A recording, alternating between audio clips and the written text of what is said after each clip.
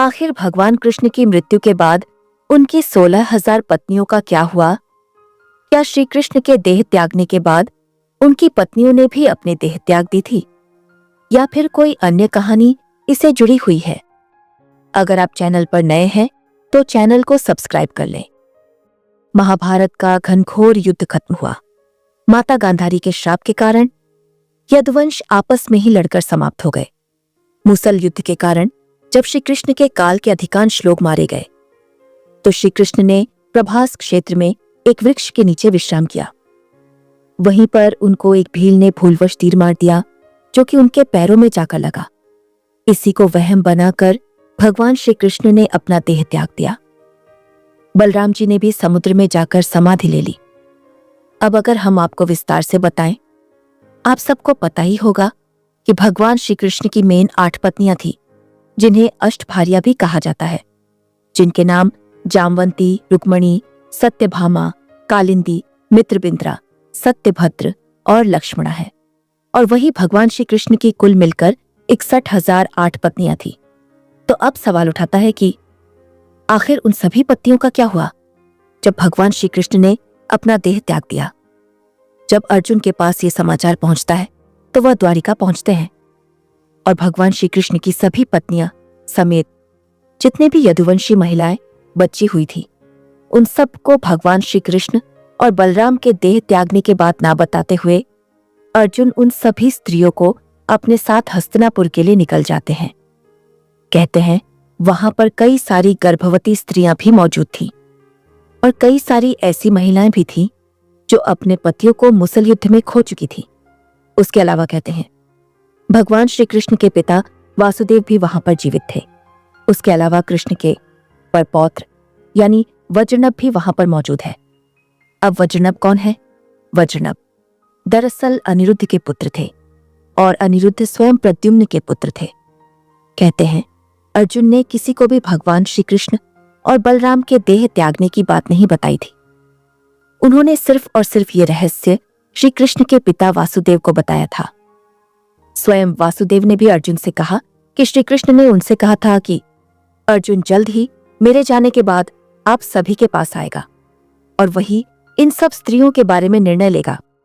साथ ही जैसे ही अर्जुन और आप सब इस द्वारका से जाएंगे और द्वारका समुद्र में विलुप्त हो जाएगी, कुछ समय रुककर वासुदेव कहते हैं कि मेरा भी अंतिम समय आ गया है, तुम ही मेरा अंतिम संस्कार करोगे। वही अर्जुन वासुदेव की बात सुनकर मन ही मन बहुत दुखी होते हैं। तब वह वर्षिणी वंश की सभी मंत्रियों से मिलते हैं और इस वंश के सभी स्त्री, बालक और पुरोहितों को यहां से हस्तिनापुर ले जाने के लिए इंतजाम करते हैं। उस दिन अर्जुन रात को द्वारका में ही रुकते हैं। वही सुबह समाचार मिलता है कि स्वयं भगवान श्री कृष्ण के पिता वासुदेव ने भी अपने देह त्याग दिया है। यह समाचार सुनकर द्वारका में फिर से महिलाओं के रोने बिलखने की आवाज गूंज उठी है। वहीं अर्जुन अपने माँ बाप वासुदेव के अंतिम संस्कार की तैयारी कर उन्हें नगर से दूर एक स्थान पर ले जाते हैं। उस समय हजारों की संख्या में द्वारकावासी भी उनके साथ होते हैं। पीछे पीछे वासुदेव की पत्नियां भी चल रही थी। उनकी 4 पत्नियां थीं, देवकी, भद्र, रोहिणी और मदिरा। जब चिता में आग लगा दी गई तो वह सभी पत्नियां भी उसी चिता में जा बैठी। यह भयावह दृश्य देख अर्जुन का दिल दहल जाता है।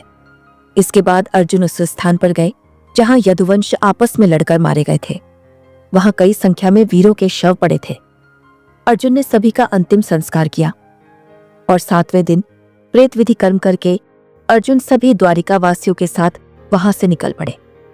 उनके साथ ऊंट, घोड़े, खच्चर, बेलरथ आदि पर सवार होकर द्वारिकावासी और भगवान श्री कृष्ण की 8 पत्नियां और साथ में भगवान श्री कृष्ण का परपौत्र वज्रनभ द्वारिका से निकल पड़े।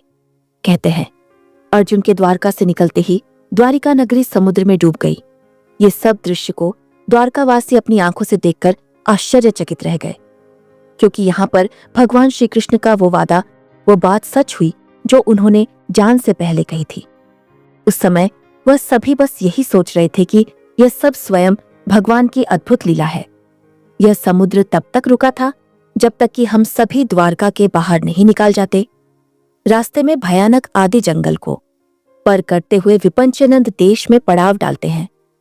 वहां रहने वाले लुटेरे को जब ये खबर मिलती है कि अर्जुन अकेले ही इतने बड़े जन समुदाय को लेकर हस्तिनापुर जा रहे हैं, तो वह धन के लालच में वहां धावा बोल देते हैं। अर्जुन लुटेरे को चेतावनी देते हैं, लेकिन लुटेरे पर उनकी चीख का कोई भी असर नहीं होता। वे लूटपाट करने लगते हैं। वह सिर्फ स्वर्ण आदि ही नहीं लूटते, बल्कि सुंदर और जवान महिलाओं को लूट रहे थे और उन्हें घसीट घसीट कर अपने साथ ले जा रहे थे, और चारों ओर हाहाकार मच जाता है।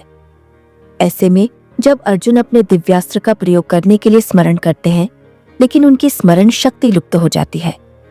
कुछ ही देर में उनके तरकश के सभी तीर, सभी बाण भी समाप्त हो जाते हैं। उसके बाद अर्जुन बिना शस्त्र के ही लुटेरे से युद्ध करने लगता है, लेकिन देखते ही देखते लुटेरे बहुत सारे सामान और स्त्रियों को लेकर भाग जाते हैं। ये सब देख अर्जुन को बहुत दुख होता है कि भगवान श्री कृष्ण ने उन पर इतना विश्वास किया, लेकिन वह उनकी स्त्रियों और उनके धन को नहीं बचा सके। वह समझ नहीं पाते कि आखिर क्यों और कैसे मेरी शस्त्र विद्या लुप्त हो गई। जैसे तैसे अर्जुन यदुवंश की बच्ची हुई स्त्रियों और बच्चों को लेकर हस्तिनापुर पहुंचते हैं। यहाँ आकर अर्जुन भगवान श्री कृष्ण के परपौत्र वज्रनभ को इंद्रप्रस्थ का राजा बना देते हैं। घोड़ा बालकों और अन्य स्त्रियों को अर्जुन हस्तिनापुर में रहने के लिए कहते हैं। इसके बाद वज्र के बहुत रोकने पर भी आक्रोश की स्त्रियां वन में तपस्या करने के लिए चली जाती है। भगवान श्री कृष्ण की 8 पत्नियां थी, जिसमें से रुक्मणी और जामवंती अग्नि में प्रवेश कर जाती है। सत्यभामा और अन्य देवियां तपस्या का निश्चय करती हैं और वन की ओर प्रस्थान कर जाती है। कहते हैं भगवान श्री कृष्ण के वंश में बचे हुए एकमात्र यदुवंशी उनके परपौत्र थे, जिनका नाम वज्रनभ था, और वो स्वयं इंद्रप्रस्थ के राजा बनाए गए। बाद में अर्जुन ने महर्षि वेदव्यास के आश्रम में पहुंचकर उनसे एक गुजारिश की। उन्होंने बताया कि कैसे भगवान श्री कृष्ण और बलराम सहित सारे यदुवंशी कैसे आपस में लड़कर समाप्त हो गए, और भगवान श्री कृष्ण और बलराम ने अपना देह त्याग दिया। उन्होंने ये भी पूरा वृतांत बताया कि वो अपने दिव्यास्त्र का ज्ञान कैसे भूल गए। महर्षि ने कहा, ये सब इसी प्रकार से होना था, इसीलिए इसके शोक में नहीं डूबना चाहिए।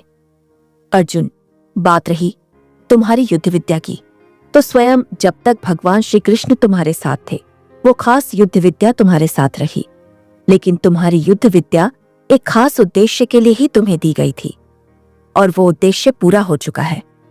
इसीलिए तुम्हारी युद्ध विद्या, जितने भी दिव्यास्त्रों का ज्ञान था, वह सब विलुप्त हो चुका है। तो इस खास प्रसंग के माध्यम से हमने आपको बताया कि कैसे भगवान श्री कृष्ण के देह त्यागने के बाद उनकी सभी पत्नियों का, उनके यदुवंश का आखिर क्या हुआ। ये खास संदर्भ हमें महाभारत कथा के मूसल पर्व से मिलता है, जहां पर इस घटना के बारे में पूरे वृत्तांत से लिखा गया है। अगर आपको हमारी ये वीडियो अच्छी लगी है तो इस वीडियो को लाइक करें, शेयर करें और कमेंट्स में जय श्री कृष्णा जरूर लिखें। मिलते हैं एक नई वीडियो के साथ। धन्यवाद।